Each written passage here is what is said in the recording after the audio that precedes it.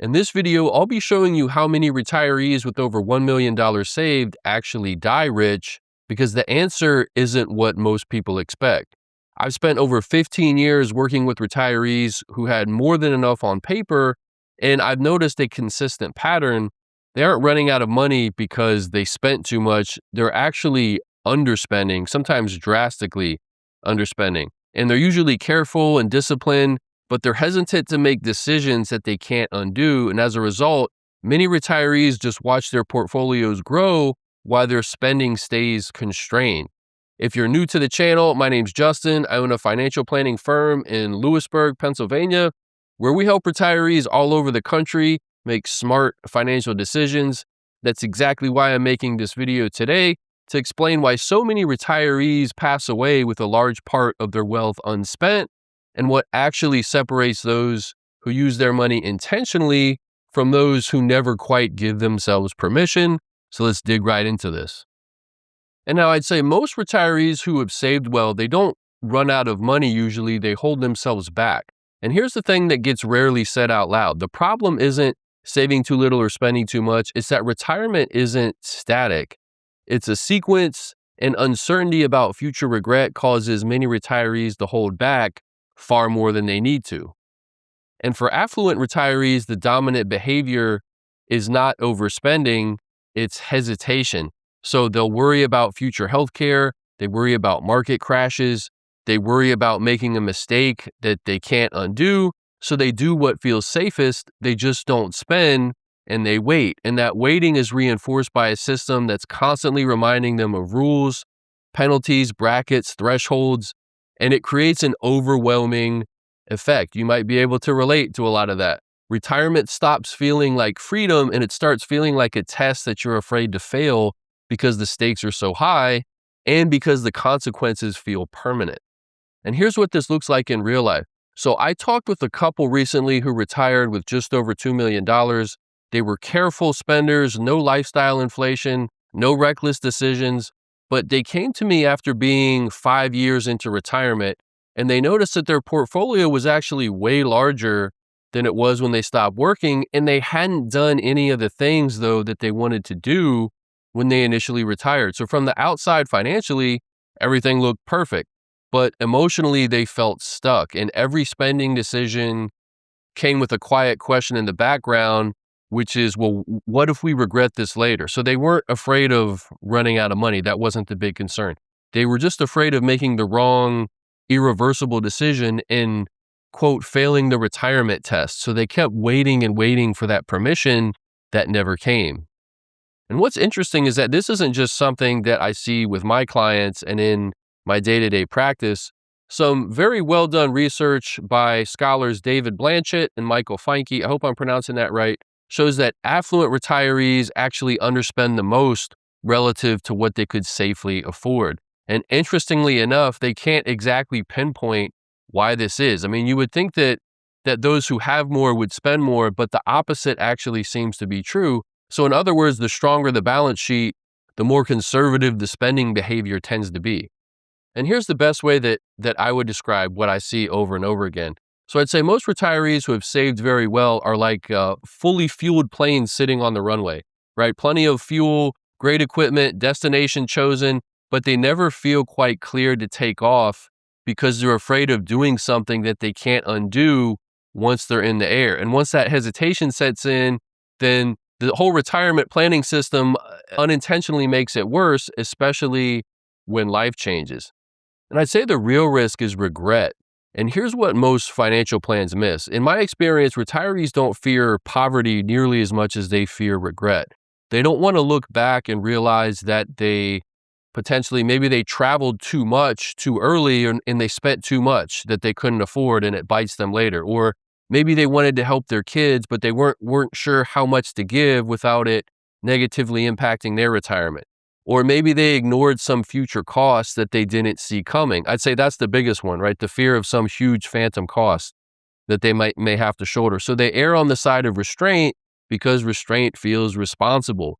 But over a long retirement, that restraint quietly turns into a missed life. And that fear of regret, it doesn't just show up randomly, it shows up when the rules feel like they're changing all around you, right at retirement time. Retirement feels complex.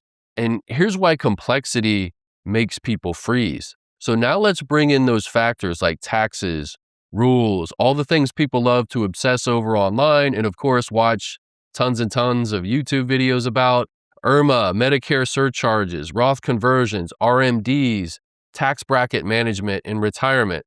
But here's the truth. None of these areas on their own are going to be the deciding factor that makes an affluent retiree run out of money, right? These are great things that can certainly optimize your long-term wealth, and you definitely want to do them well, but they aren't going to make or break retirement all on their own. But they do something else. They introduce uncertainty, and uncertainty is what keeps people from spending money.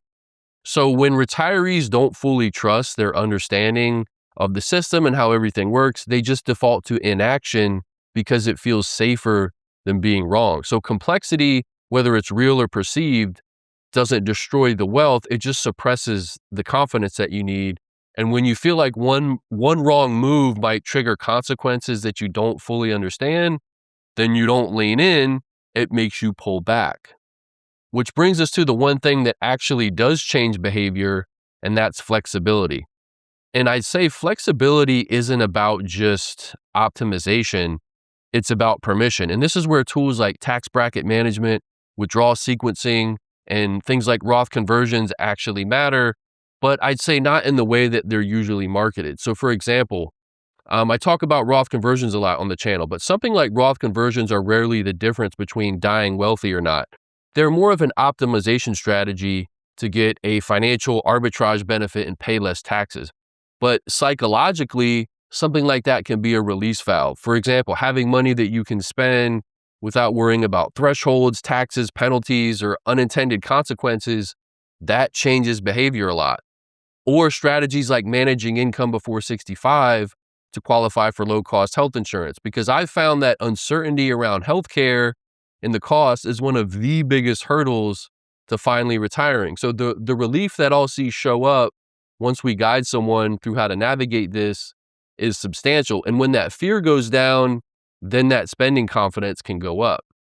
And I'd say that's the real value in planning well. Fewer moments of hesitation when life is happening right now. So that flexibility is what gives that plane, in that analogy, clearance to finally leave the runway. And once somebody finally feels that permission, then something interesting happens. Their goals get a lot clearer. And so many retirees will have different goals, but the same problem. Some retirees do want to die wealthy. They want to leave a legacy. Others want to spend it all and die with zero, but both groups struggle with the same thing, which is uncertainty. I worked with an early retiree couple recently who they left work in their mid-50s with close to about $3 million. Their goal wasn't to maximize wealth. They felt like they saved up enough already. They wanted flexibility. They wanted time. They wanted health, of course, the option to work if they choose, not because they had to.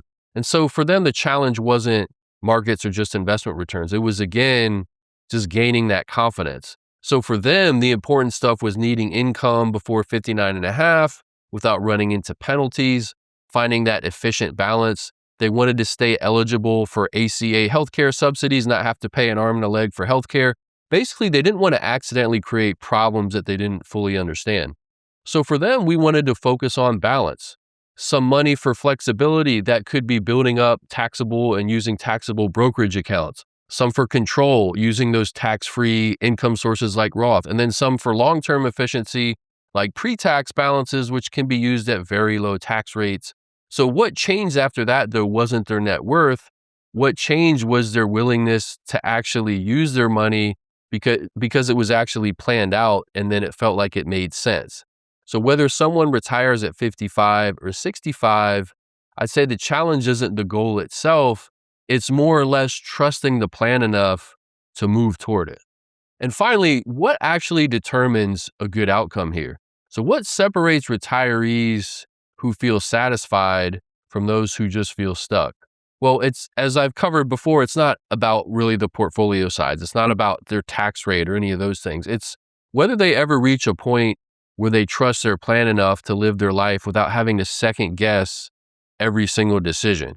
And I say that good retirement planning It doesn't exist to squeeze and micromanage every single dollar. That's a tough way to live. It more exists to remove fear, to reduce regret, to replace that hesitation with confidence. So, whether your goal is leaving a legacy, maximizing experiences, philanthropy, or just spending it all and dying with zero, the outcome you want doesn't just happen automatically. It happens more when your plan gives you permission to act. And so that kind of brings us back to the original question, not as a math problem, but more as a human one. So, how many retirees with over $1 million saved actually die rich? Well, as the research we looked at suggests, way more than you think. But many of them spent years sitting on the runway, right? Fully capable of flying while waiting for that certainty that never actually arrives. And for them, the risk was never running out of money. The real risk is just running out of time while waiting for that confidence that never really feels complete. And if you feel like you're in that situation, if you feel like you built up a good amount of money for retirement, but things are holding you back, you're not clear on how to spend or how to structure everything in the right way, feel free to click the link in the description below the video. It'll take you to a page where I talk about my retirement process, what goes in there, how to more specifically solve some of these problems, and there'll be a link there to book a call with me. If I can help, glad to do it. Just let me know. Thanks again for watching. As always, I really appreciate it, and I will see you in the next one.